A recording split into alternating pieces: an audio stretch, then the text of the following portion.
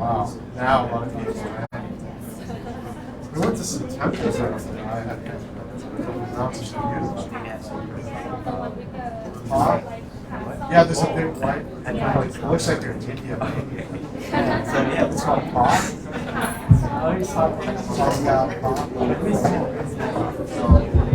Hello. Good evening, everyone. Hi, my name is Kai. I'm Senior Business Developer at 7 Peaks. I would like to give you a warm welcome to our special event tonight, which is e-commerce evolution and revolution. Today we have three special guest speakers coming. We have Mr. Jeremie, CEO of Morphosis. We have Mr. Borgar, EVP Sales and Marketing at Bluestone PIM. And we have Mr. Matt, Regional Lead APAC at Cloudinary. Before we start, we have free pizza, drinks, and beer at the back. At the back at the pantry. Feel free to grab one at there. Before we jump into the event, I would like to give you a little bit introduction and about 7 Peaks. So 7 Peaks, we are a digital consultancy. We offer end-to-end solution service to digital products. So we do various service from doing product discovery, user research, and UX UI design, and also software development, and also marketing as well. So we have been in the industry for 15 years, and we have worked with many clients around the world as well. So we work locally in Thailand and also worldwide. We have worked with 400 clients and partners and organizations. So if you would like to know more about 7 Peaks, so you can visit our website for further details, or you can come and speak with us. So without further ado, please give a warm welcome to Mr. Jeremie.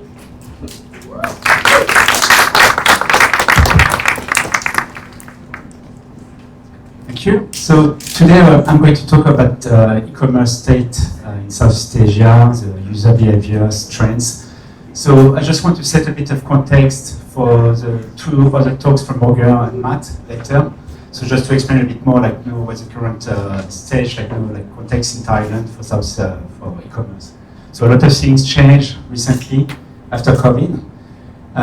So it's very interesting to understand, what's been the impact on e-commerce in the region. So I'm Jeremie, CEO of Morphosis and Chief Design Officer at 7 Peaks. So I've been in business now for maybe 17 years in total. So earlier on this year, we joined with 7 Peaks because we were doing something very similar, end-to-end services, but we specialize in design at Morphosis, UX UI design, and 7 Peaks are more on the engineering side, and they're very good at this one. So we decided to combine forces so we can bring better services to our clients. So this is what we're doing. We do now end-to-end from the strategy, consultancy, all the way from product design strategy, design, development, data and analytics. And the goal is to bring more business value by connecting all the dots and try to basically grow the business of our clients and bring more business value over time. We work for more than 400 clients over time, the two companies combined. As you can see, we work for most of the biggest companies in the world and in Thailand. We also work for a lot of different e-commerce platforms, marketplaces, and a lot of other travel websites. So we're doing a lot of this as well. Okay, let me go straight into it. So I'm just going to cover first some statistics about the Southeast Asia. So the market increased by 28 million digital consumers in the last year, basically, with 97% smartphone penetration in 2022. So that's quite big. So most people now are on mobile. So there's a big change in the market after COVID. Obviously, no people during COVID had to do everything online. And this changed a lot the behaviors of users. And now a lot more people are buying online.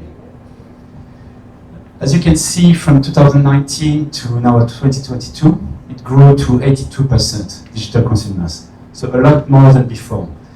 Still, some people have the internet but don't purchase. As you can see, start to reduce bit by bit. And by 2027, it's going to be 80% of the population in Southeast Asia going to buy online.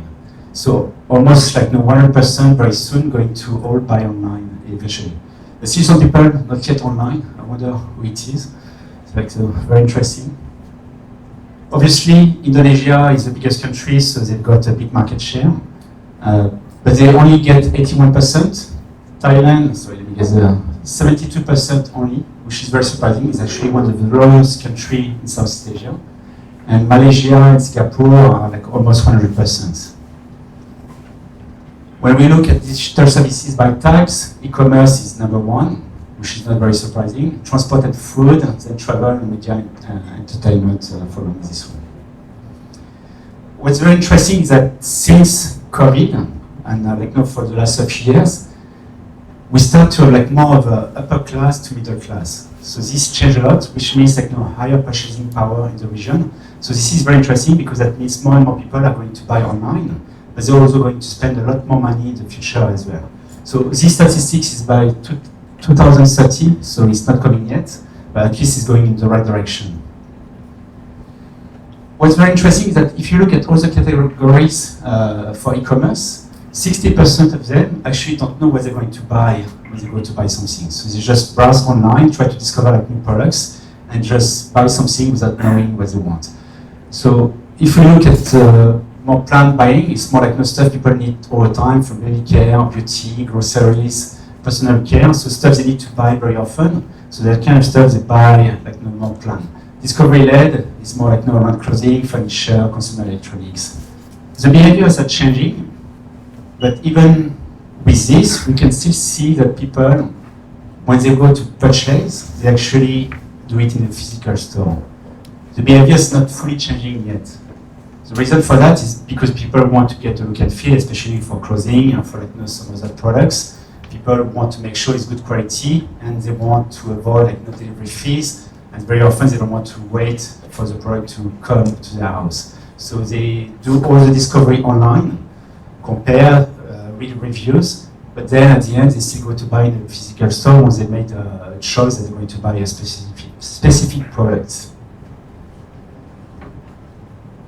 This one is very interesting as well. So social media counts for almost 46% with messaging. So this one is for online discovery. So a lot of people use obviously social media channels to find new products. They see some videos, they see the pictures, they read some reviews. They want to talk to people as well online, and this counts for 46%, compared to e-commerce are only 27%. So if you're a retailer, make sure to use social media to its best. Videos, we know it's working, so make use of that. Messaging is something very interesting. I used to talk to Tiwa, which used to run Kaidi, and he told me he wanted to grow his business, but in Thailand, in Asia in general, people actually want to talk directly to the retailer to ask questions because they don't know if the product is going to fit for them, so they want to ask for the size, or they have different type of questions. So for him, it was very hard to scale up his business because he had to grow a very, very big support team and sales team to be able to answer all these messages because it takes a lot of time when you start to engage with the consumer online. It takes a lot of time to chat with them, more than just email. And this one is one of the brokers for a lot of retailers in Thailand to be able to grow their businesses because you want to scale up, but you're forced to offer support all the time. So, but you cannot really do it without it. So that's something that's very important. So if you're a retailer, make sure to have chats and solutions on your website to be able to answer the questions of the user. That's what Shopee or Lazada is doing as well. You can talk directly to the seller, and most people use that feature. I'm going to go through some of the trends and behaviors in the region now. So 79% of people said free shipping would help them to make an online purchase. It's not very surprising because you go online, you want to buy, usually when the behavior of people going online is because they want to find something cheaper. That's very often the case.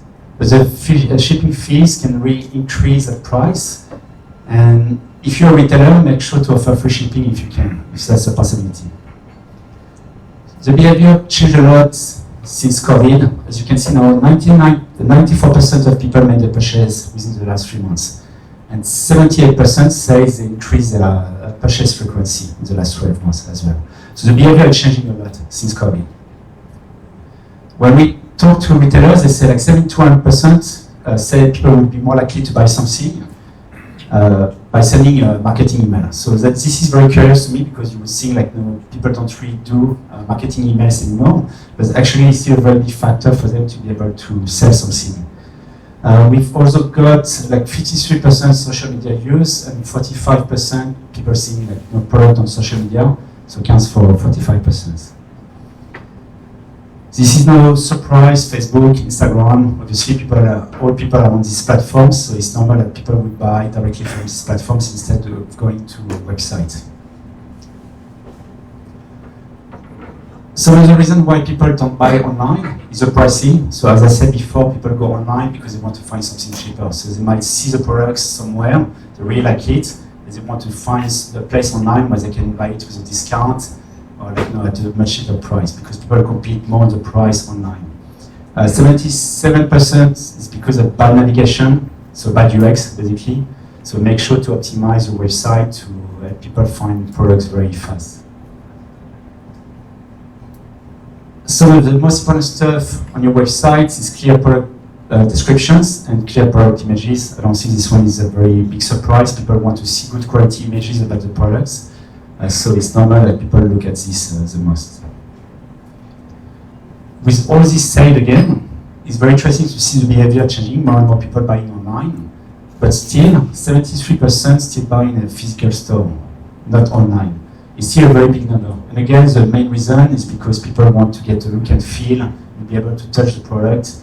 It does make sense in many senses. Let's go through a bit for the reason why e-commerce is slowing down. We saw a lot of companies like Pomelo, Shopee, all laying off in mass their employees. So let's try to understand why this is happening. If we look at all the categories, there was a slowdown in purchase frequency by 5% across almost all the categories. But if we look at the basket size, actually it increased from $52 to $56 in the region on average. So quite interesting. So people buy less often, but now they're maybe more educated, maybe they made a lot of mistakes to buy something very cheap, and then they regretted that. So now maybe the behavior is changing in the region, and they are now ready to spend a bit more money to make sure they get the right products. Maybe. When we look across all the countries for the last 2-3 years, we can actually see that e-commerce is still rising very steadily. It's expected to grow to $200 billion in sales in 2027 for this one. And you can see all the countries, they're all growing very steadily. Indonesia, obviously, ahead of everyone else. It's a much bigger country than any other countries here. So Magnus say something very interesting. Magnus from Lazada Group, he says the current economic slowdown is not a reverse demand shock, but a supply shock that's hitting the economy. So actually more and more people buy online, but the retailers can't follow anymore. So there's not enough products on the market to be able to provide to all the consumers anymore. I'm now going to talk about some of the reasons why people abandon the cart. 79% of online shopping carts get abandoned. That's 7 out of 10 people who leave the website. That's quite a very big number. This results in $18 billion loss in sales revenue annually in the whole market. If we look at mobile, it's 85% that people drop, even bigger. And as I said at the beginning of my presentation, the smartphone penetration is now up to 97%. But still, a lot of people don't optimize their mobile websites or application enough. There's a lot of other reasons as well, because it's not always easy to display a lot of information on a mobile screen. It's more limited. But there's still a lot of work to be done on mobile to be able to increase these numbers. Okay, let's go through some of the reasons now more in detail. Mandatory account creation counts for 24%. It requires a lot of effort. People ask for email address, credit card. People now are very sensitive about this kind of stuff. They don't really want to give that information. Some simple ways could be to simply provide guest checkouts. I understand that retailers want to ask, get people to register because they can re-engage them in the future. But most people very often just want to buy something just one time on a website because they found that product on their website. They're never going to come back. So trying to force them to create an account just doesn't make any sense. Long, confusing checkout process, too many steps in the process. People are confused about the specs as well of what they've selected. So let's go through the first one first. So checkout process, people ask for information, phone number, date of birth, gender. This is for marketing reasons. You want to get to know your users better so you can retarget them later in the future. But when you're forcing them to enter this information, the drop-off increases every time. So try to optimize your checkout process, reduce the flow as much as possible to make sure people go through it very quickly and make the purchase. Because at the end of the day, that's what you want to do. So don't try to force them to enter all this information they don't need. For the product specs, so the behavior of users, and that's probably happened to you when you go to Shopee or Lazada, you selected something, you go to your cart, and then you wonder, oh wait, did I select the right size? Did I select the right color? Then you go back to the product, you go back to the cart, and people not very confused about this one, they're just going to drop. So a simple way to fix that problem is that just display that information during the cart and checkout process at all time. Just display the information, display the picture. If you can show the color also in the picture that people have selected, even better. Shipping costs, handling, or taxes. So 48% of shoppers with actual purchase intent abandon shopping cart because of extra cost. Be transparent about that information. Don't try to hide it from users. For taxes, try to include it directly in your price. For shipping fees, simple trick is that if you cannot display a fixed price because it depends on location, at least put a range for your shipping fees. So I don't know, like $3 US to $10 US. At least people know what to expect.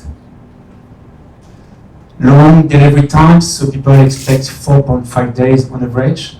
I'm not sure if there's really a solution. You could try to find a better partner to deliver your products, but obviously if it's shipping from abroad, it has to be on a cargo, then goes through the customs, so there's no simple solutions there. If it's just in the country, maybe you can find better provider, a logistic provider to be able to deliver your products faster, but there's additional cost to it. And again, we know based on what we saw before, people are very sensitive about these shipping fees and the cost of it. That's one of the reasons why people buy in a physical store, because they don't want to pay that extra price. Return and refund policy, especially for clothing. You buy some shoes or some clothes, you don't know if it's going to fit. So again, you need to be very transparent about this kind of stuff. Display it all the time on the product page, in the cart, in the checkout. Make sure people understand they can easily return or get a refund for the products they bought. It's going to encourage them more to buy online. And one trick is to offer a longer return window so that it can inspire more trust for your consumers. Payment options. This one is a big issue. People don't want to enter their credit card information, so you can have digital wallets. There's a lot of solutions nowadays. There's Apple Pay, Samsung Pay, Google Pay. There's shopping apps. There's also no options to buy now, pay later. So a lot of solutions offer that kind of stuff, so you can build more trust. And for Apple Pay or Google Pay, people know the systems, so they feel more confident to pay through the systems than just to enter their own credit card, because they don't know what the retailer is going to do with that information. Especially with GDPR, EPA, people are very conscious about this kind of stuff. Payment security concerns. So 18% of consumers are reluctant to surrender their credit card details. Integrating with SSL certificate is one way to do it. Most websites do it now. So it builds a bit more trust. Social proof through user-generated content. So peer reviews, testimonials, product pictures from users. That's what Shopee and Lazada do as well in their review. So people can upload real pictures. So at least you know what the final product actually looks like, because we know people cannot pretend in their product pictures, make it look better. It's like the McDonald's hamburger. It's amazing when you look at it, but it's not the same stuff you're getting in your plate. Speed and performance. So this one always been there. People like don't trust your website if it's broken, if it doesn't load fast enough. So make sure to monitor your website availability and performance. There's a lot of tools like Pingdom, CloudWatch. You can get notifications when it's slowing down or even down. So you can contact your developers and make sure to fix this very quickly. During the peak season, make sure to upgrade your website uptime. AWS offer simple solutions that you can automatically upgrade, having more server space. So if you've got too many people coming to your website at the same time, it's not going to crash. It costs a lot of money. The cost of losing a lot of people during the peak season can really break your business. And of course, always test your website in different browsers, different devices. This one is a bit obvious, but again, if your website looks broken, people are not going to trust you as a retailer. Okay, I'm done with my talk. I'm just going to present a bit more Borgar and Matt for the next talks. So first, Borgar from Bluestone, going to talk about composable commerce. So just quickly, what's composable commerce? It's a new way to do it. Before you had Magento, it's very rigid. And so if you want to add new business functionality to your website, it's very complicated because it's connected to everything. Composable business is like Lego bricks. You connect it through APIs, so you create a different layer from your backend to your different business functionality. And so this allows you to add new business functionality in your website, so you can adapt faster to what your consumers want. So if you create that block, it doesn't affect any of the other blocks. So if you change it or if you remove it, your website still works. So you can quickly adapt to the market. Then Matt is going to talk from Cloudinary, going to talk about leverage personalization and video to drive dynamic customer engagement at scale. So what's e-commerce personalization? Nowadays, we've got a lot of more data than we used to be. And so we can start to target users better when they come to your website. Like in that example, you've got an older woman and younger man. They both want something different. If you can understand exactly who they are, we can show the right product to them at the right time. Unfortunately, with PDPA and GDPR, it's a bit more complicated because we cannot know exactly who they are anymore. But at least we can start to target groups and give them better recommendation based on this group characteristic. Anyone who invested into personalization got 4 times return of investment, 70%. And 97% of all retailers who invested in it got a 10% growth overall. So personalization is really the way forward for most retailers. That's it, I'm done. Then we're going to let Borgar take the next talk. Yeah. Thank you very much.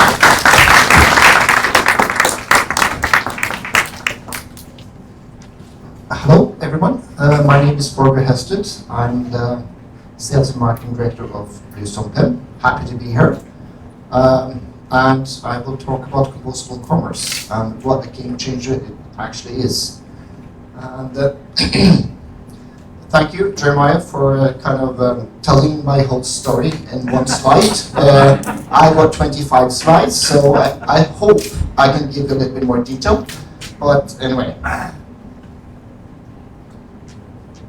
And my story starts with a very good friend of mine. He was promoted to become e-commerce manager of a really large European retailer.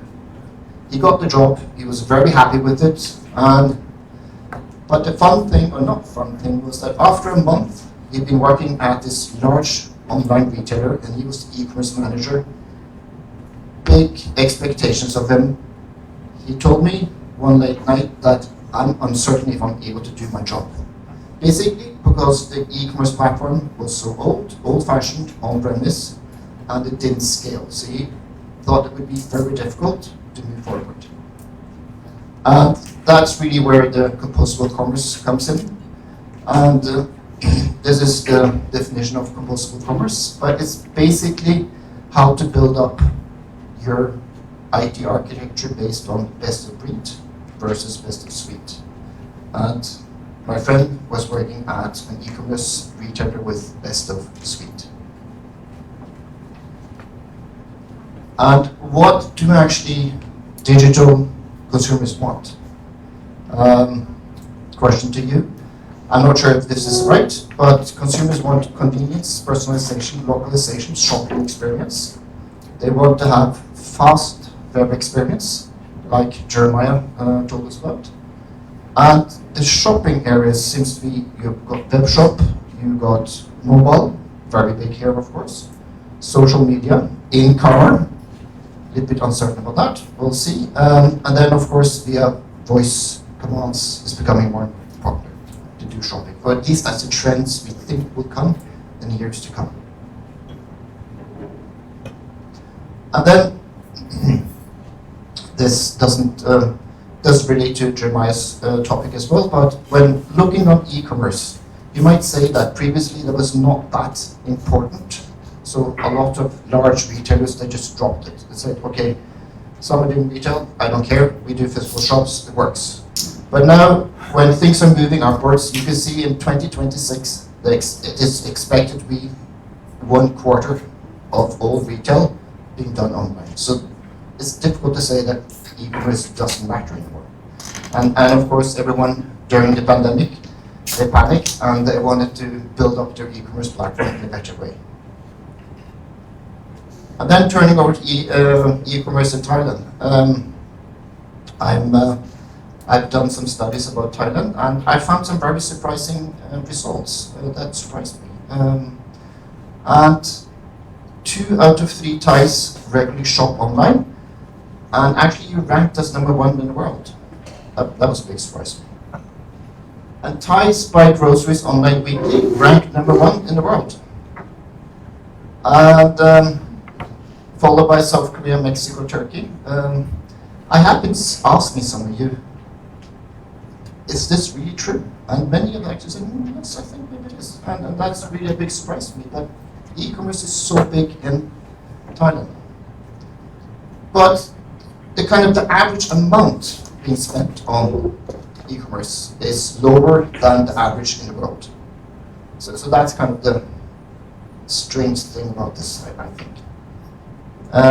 But when you add all this together, I think kind of the consumer patterns are there, and you have the technology in some way. So I mean, I think e-commerce, when the spending is going up, it will become more and more important. So it's difficult to avoid. I mean, you have to look into how your e-commerce architecture has been set up. And then, of course, the landscape is changing very quickly after the pandemic. And brands that do not make the transition fast enough will fail. That's a statement from my side. And new sales channels are emerging faster than ever. Live shopping, social media commerce has a very good foothold in Asia, and also a very good foothold in Thailand. I understand Facebook shopping and Instagram shopping is really huge. So that's an interesting trend, very different from what we got in Europe. Well, but I mean, Thailand is not behind the rest of the world. I mean, you are in front of using new technology. And then returning back to my friend, he was struggling. He's been hired to kind of really make it at this large retailer. E-commerce was becoming more and more important. The board of directors were telling him that you need to do something here. And they thought one man can do everything, but he told them that the e-commerce platform doesn't really work. You need to change into a more composable architecture, so you can remove the bits that doesn't work and place in new bits that does work, so you can be more agile in your approach to the market and the dynamics. And it really returns back to frustration of legacy software. Big monolithic software is holding us back. Or at least many retailers have discovered this, that they made an investment maybe in 2010, but doesn't scale. As e-commerce is becoming more important, they get more and more competitors looking into e-commerce. And the cost is skyrocketing as well. And you have the vendor knocking that you should try to avoid, which is very prominent when you buy a monolithic software. And basically, I think we are finally ready to make the big leap over to cloud-based and composable architecture, and then moving away from Here you have monolithical, on-site, on-premise. Companies have their own server rooms. And the technical competence within companies are increasing a lot. And also the same thing with cloud-based software is becoming more and more mature. And the issue about security has disappeared. So all the fundamentals for moving over to composable commerce and IT architecture is there. And this slide here, in many ways, summarizes my view. We have on the left side more monolithical platforms and e-commerce setups, that everything is one piece, bought by one supplier. But moving over to the composable approach, you kind of add in the pieces that you need to have, and then if some of the pieces don't work, you just get rid of it. And after 2 months, you are up and running with a new software that does work within this composable architecture. And the glue, of course, within the composable is APIs, and also have the competence either internally or you have a solution partner like 7 Peaks that help you to get this rolling. So, and also Gartner supports this trend. In their research towards CEOs and tech executives, 7% said that moved over to composable commerce, but 60% that had not moved over said we will move over within 2025.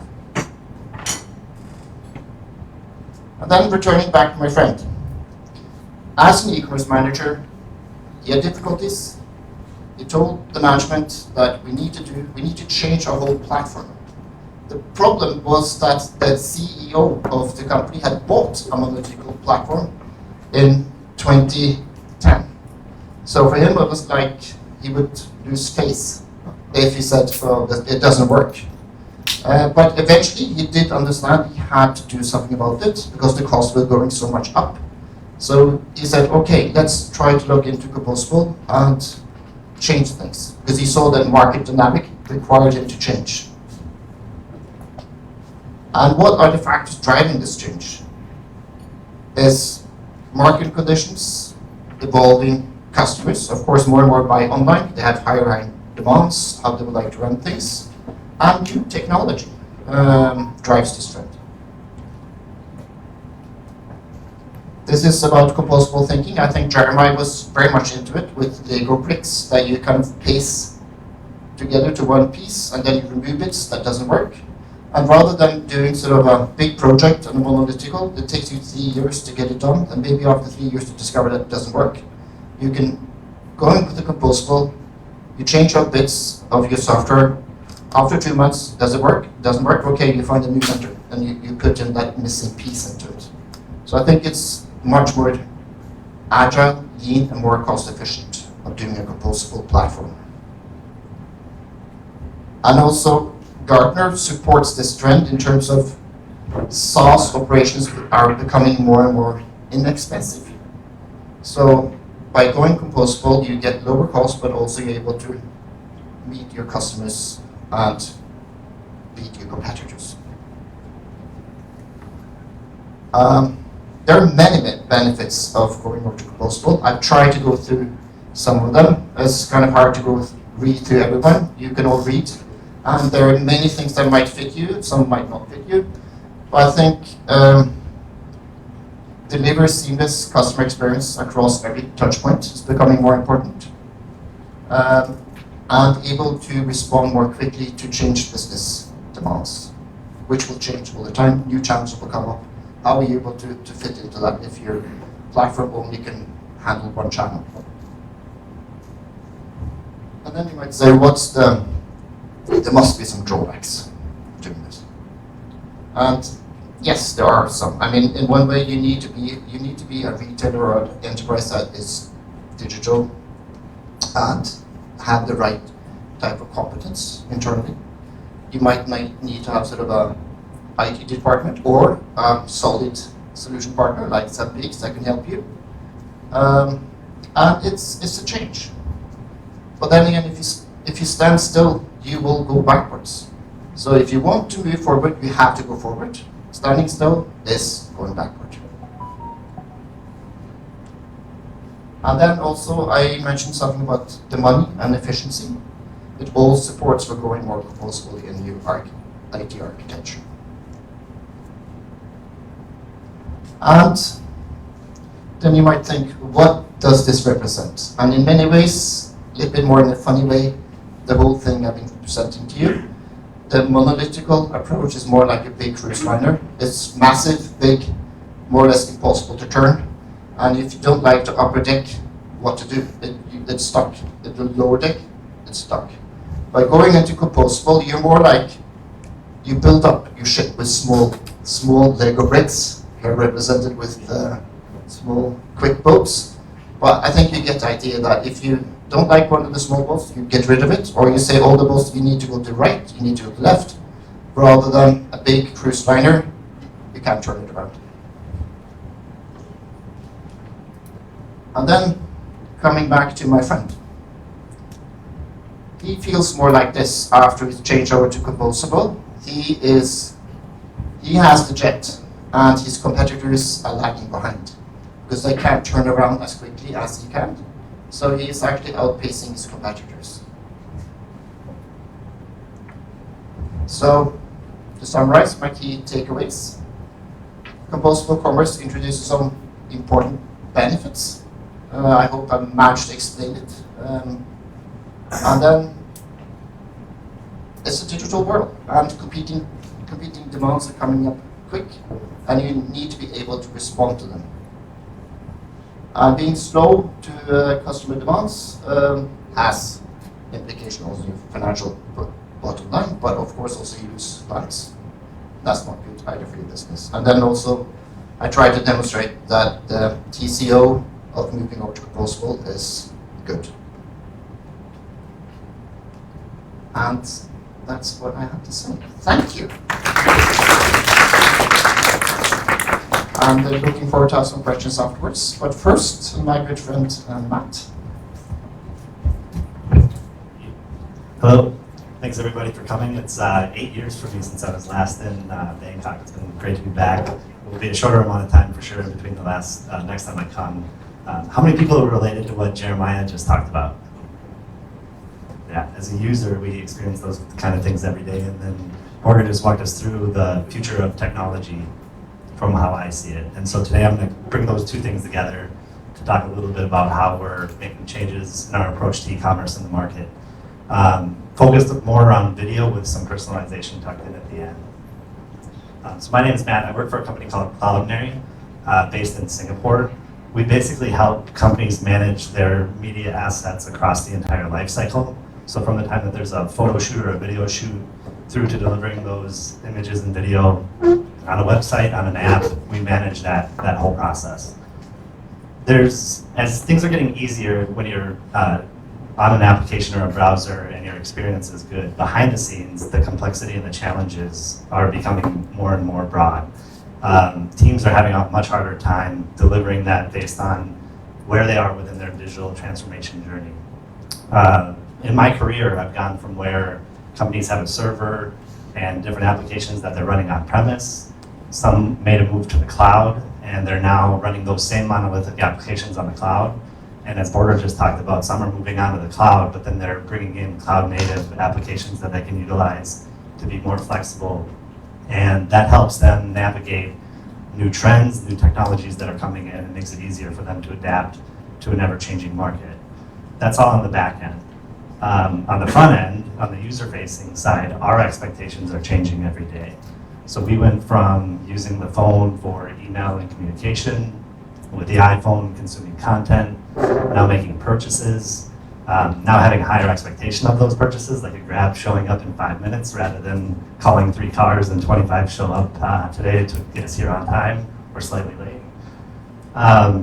So that expectation changing on the front end and things changing on the back end, there's a cohesivity there that everybody needs to manage in a little bit different way. So an example of that is, I want to say everybody, like, raise your hand as high as you can. Now raise it a little bit higher. All right, so everybody raised their hand as high as they could at the first time, and then they needed a little nudge in order to go that extra next step. That's what we're trying to do online now. You're coming to our site or our app, we're getting your attention, then we need you to take the next step and then the next step. And the goal there is with that attention and with that being more immersive, that'll result in a sale or in more ads that you view and more time that you're spent on the site. My goal today with this, especially from a video standpoint, is for those that are in e-commerce. I'm using fashion examples because we're all clothes, we've all bought clothes, it's easy to relate to. But my goal is that you'll think of new ways that you could incorporate video after this call. I'm gonna start what's easy and then move into where we're seeing like best in breed, how they're doing it. So first, from a challenge and opportunity standpoint, we talked about it a little bit in the first presentation, but you need to be stable and reliable before you can run and become more proactive. So the first thing that we see, especially with media, is customers are making images and video as small as they can, delivering it at without impacting that delivery quality. And then the second part of that is the resources, making sure that resources are working on proactive projects. In order to do that, you need to automate that repetitive work and take away those tasks so that they can focus on creative work and proactive projects. And then all of that needs to be tied together in a way that's cohesive and doesn't create any risk within the environment and is flexible for what's coming ahead, similar to what Borgar covered. From there, you can start to scale and focus on the positive side of that, which is driving more people to a site, staying on longer, moving on to the next screen, and then moving through to revenue. So tying this back to video, like our best in breed customers, by having the same experience, immersive experience across all different channels, and that includes both internal with like their site, their app, or third-party products, we see a 2.4% increase in revenue. 2.4 is a small number, but when it's tied to revenue per visit, that's a massive impact. It also results in a 67% reduction in bounce rate. So customers are moving on to that next step. And then a 20% increase in user engagement. What I'm gonna do now is we'll walk through actual examples, like starting small and then working up, but also looking at how that looks differently, and then also what's happening on the back end that makes it different. So Guess is the first good example. They went through a massive project that involved multiple different investments, but the result on the back end side of that was reducing page weight by 87%, that reduced load time by 40. And they didn't share it, but there was a lot of efficiency that went into developer time to automate manual tasks and take care of that work for the developers so that they could focus on the right-hand side, which is all of the plus side of the revenue. And this is essentially a compound effect because you're reducing what's happening on the back end while you're getting front-end positive impact from it, ultimately resulting in increased revenue. So a good example that we look at now are like Google Analytics, a 26% increase in page score. That relates back to SEO and having a more positive SEO impact, reducing bounce rates, so keeping customers on, resulting in conversions, which is AKA revenue.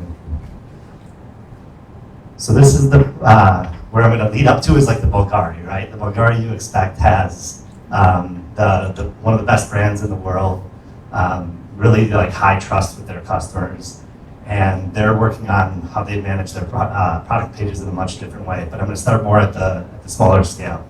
We come up with a lookbook or the new looks of the season every 3 months. Previously, this was obviously a magazine. Then it became a new page that was on the website. This is a very simple way of using those images to create the feel that it's a video, which makes it more immersive, which has people paying attention longer. So it's got the low weight of an image, but a slight nudge of that immersive experience without having to invest anything in taking a photo, like doing a video shoot, or using a higher footprint thing like an actual video. This is another customer in Australia where this is like absolute grassroots way of using video. So they have about 10 rings per season. When the rings come in, they go into a white room, they use their iPhone, and they basically like under a bright light like this, like just show the ring back and forth. The videos are like 3 seconds long, but it's with a couple other pictures of the ring, and you can see the glitter. I wasn't able to import it in for the slides, unfortunately, but you can see the glitter of the ring. You can see how it sits on someone's hand. It makes for a much more powerful, impactful experience. The iPhone cameras now are amazing, so the quality of the video is still fantastic. They have a lower amount of traffic, so even though they deploy it as a video, the impact of that is still very, very small because it's a short video and they don't have a big customer base. This is another example with a coin, but the problem here is this customer is high traffic. So they do almost the opposite. They receive product videos, and then they break that down into multiple images, and then they deploy it as a set of images in a sequence that makes it look like a video. So you get the same experience, but it's at a much lower weight because of the video. And in this one, in this example, I think it's only like 5 images actually. So this is one way that a customer is doing this where they're already at scale, but they don't want to have the investment impact bringing down what that ROI is by moving to video. We get into Borgar. So Borgar does the 3D imaging, so you can move the product around and see the look and feel, but they also do the spin. What's interesting about the spin with this one is it looks exactly like a video, and being Borgar, you would expect they'd pay the money for the video. But instead what they do is they actually do a photo shoot where they take 100 different shots of it all the way around, and then they do that same sequence that we just saw with the ring. It's still a little bit of a higher footprint than it was with the coin example, but that raises their ROI and still has that brand recognition and expectation of their customers. So this is my favorite one. And I love that these are all like product pages. So we had a lot of customers that would start putting video on their homepage, maybe dropping video here and there, but most of these premium customers now, they'll have a video on every product page.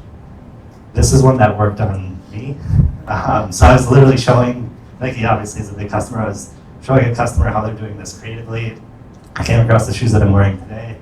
Tying it back to Jeremiah's presentation, I went into the store, bought a pair, felt comfortable in them, and then I went back to the website and I bought 2 more.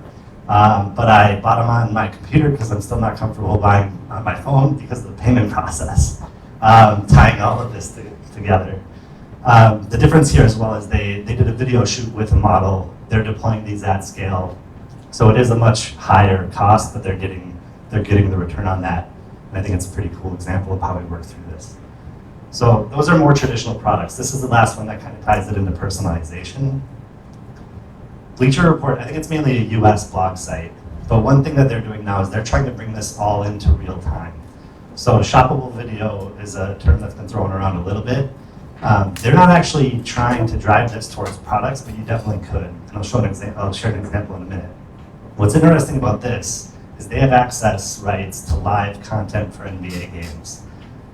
During the game, they break that down into a highlight, and then they talk about what just happened. They're mainly driving engagement for ads, but one example that we're talking to customers about using this in retail is, like you see on social media now, people do unboxing videos. So you could do, like with your influencers, tying this back to people trusting the influencers that they follow, send them product in advance, and then do an unboxing video live where you're tying that back to what they can buy. And using the video of that unboxing, but rather than it being owned on social media, owning that on your site. So you're keeping people in sight, where once they've made that purchase, then they can go and see other similar products that they might like. So that kind of pulls it into the personalization piece from a different angle. That was actually all that I had. I don't know if that was 20 minutes. It felt a lot faster, but any questions? Very good. I think that wraps it up. I was last, so I've been waiting all day for one of those ice cold beverages in the back. But thanks a lot for coming. I really appreciate it.